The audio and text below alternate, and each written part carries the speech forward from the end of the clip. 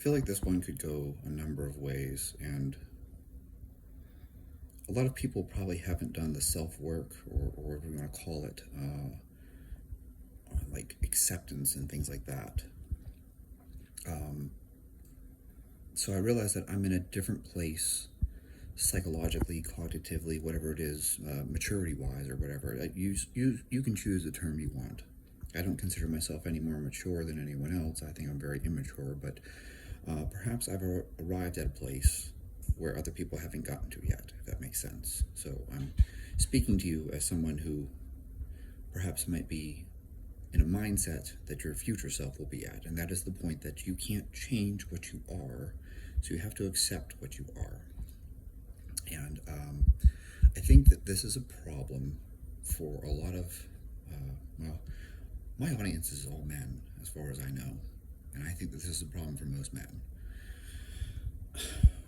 No matter how much a Yorkie wants to be a wolf, or a pit bull, even for that matter, your Yorkie cannot be a pit bull. You might want your Yorkie to be a pit bull. The Yorkie might want to be a pit bull, but a Yorkie poo, is still not a pit bull, and it's not a wolf. It's never going to be one. My Newfoundland, she's passed. It breaks my heart tremendously. Anyone who knows me, and most of you who follow me know that I loved this dog beyond words. I can't look at a picture of her without getting tears in my eyes and my heart breaking every time I look at her.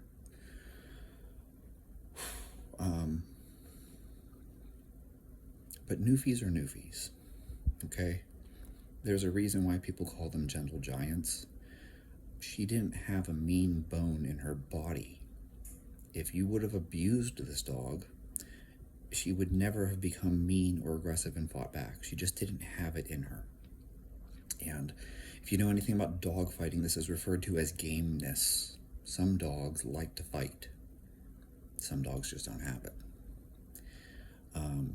And that's a pit bull thing. So some pit bulls don't have any gameness, and some pit bulls do have gameness. Then, of course, based on breed, some breeds just don't have it.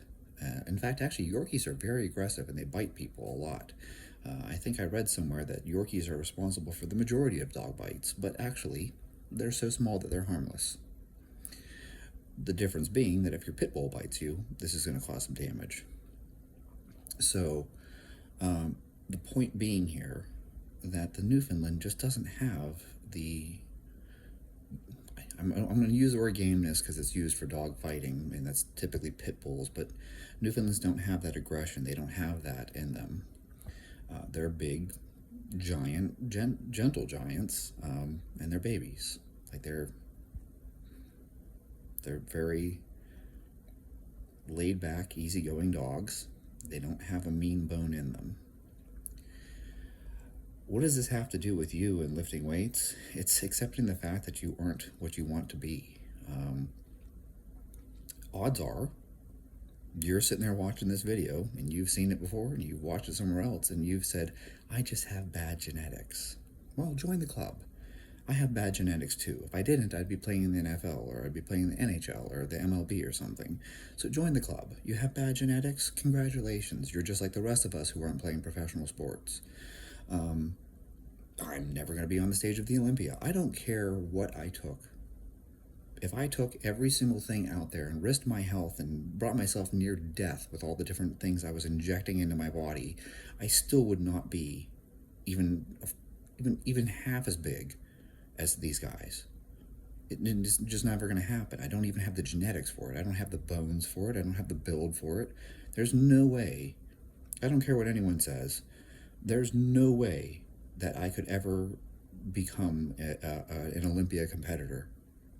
I don't have the genetics for it. This is like trying to turn your Yorkie into a pit bull.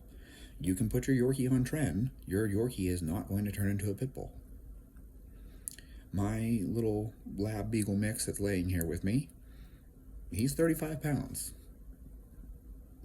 There's nothing I'm going to do to him that's going to turn him into like a Caucasian Ovcharka. He is not going to be a 200-pound Mastiff with big teeth. It's just not going to happen. And you have to accept this. And this is going to get spiritual on you. Yeah, because we can go past the physical part. I want you to accept what you are and then utilize that to be the best you can possibly be at whatever it is. You're primarily slow twitch. Oh, you're slow twitch. Yes, but this means you can be a fantastic endurance athlete. Like, embrace that. Lean into it. You're primarily fast twitch. Lean into that. Like, train for that. Stop trying to be something that you're not.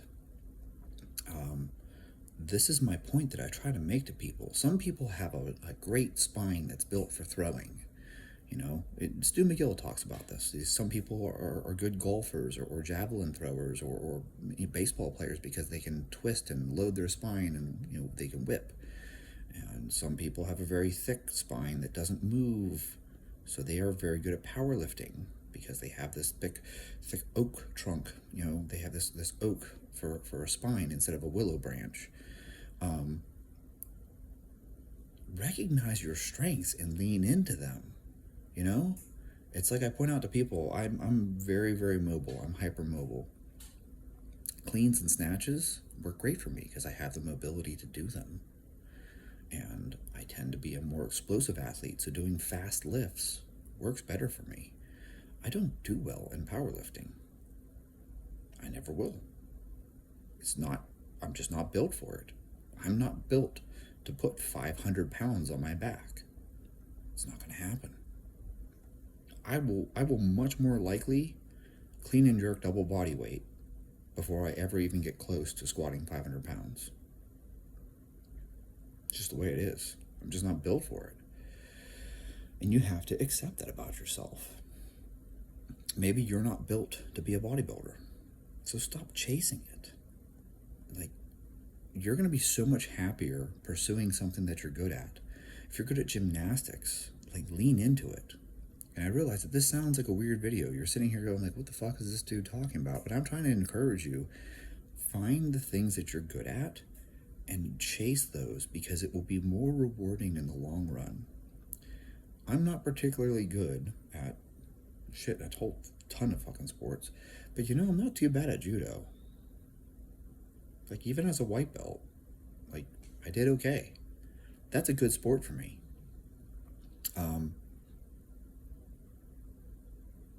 You have to think about this and choose things that favor your strengths. This is like the survivorship bias that I try to point out to people. It's not that basketball makes you taller.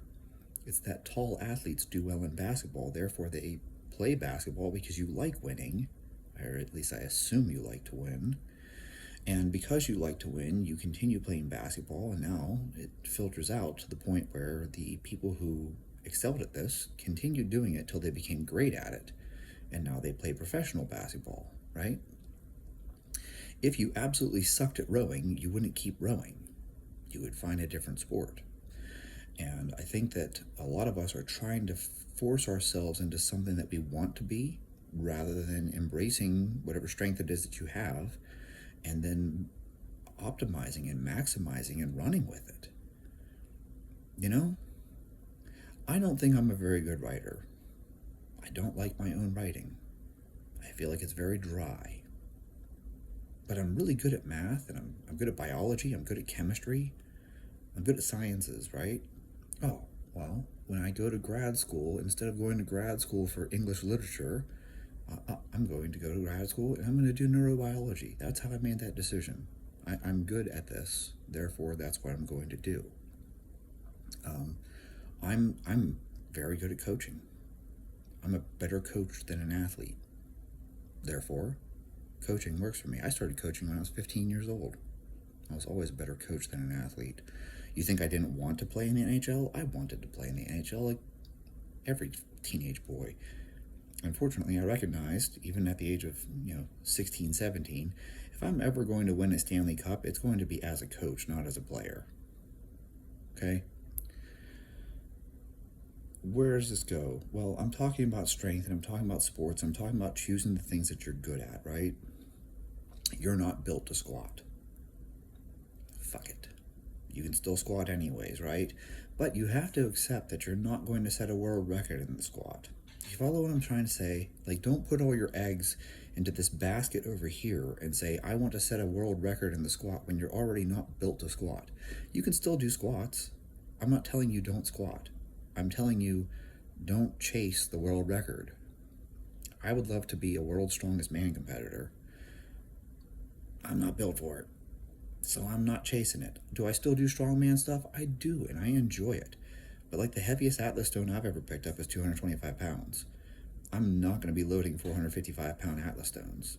And I'm not chasing that, because that would be stupid. That would be a waste of my time. You need to recognize what you are, who you are, and then be that. No different than the Yorkie has to be a Yorkie. It can't just decide to be a St. Bernard. And I realize that that's a really piss poor analogy, but you know what? That's the closest thing I got for you. The point being here, figure out where you fit. What are your strengths? And instead of being one of those people who's like, well, I'm going to do this thing that I have absolutely no genetic gift for. No. Figure out what your genetic gift is. Figure out what your gifts are. And then use those to your advantage. Lean into those. Make your strengths even stronger. And that would be my advice to people. And I don't care if we're talking about training or a sport or your career for that matter. If you're bad at math, don't become a mathematician. Don't become a physicist. If you're good at math, then go ahead, by all means, lean into it. Become the world's greatest physicist. If you're good at chemistry, become a pharmacist or something. Lean into it. But if you're really bad at chemistry, maybe don't try to become an organic chemist or become a chemistry professor. If you're bad at this thing, choose something you're good at and then lean into that. People tell you this thing of do what you love. That's terrible advice. If I did what I love, I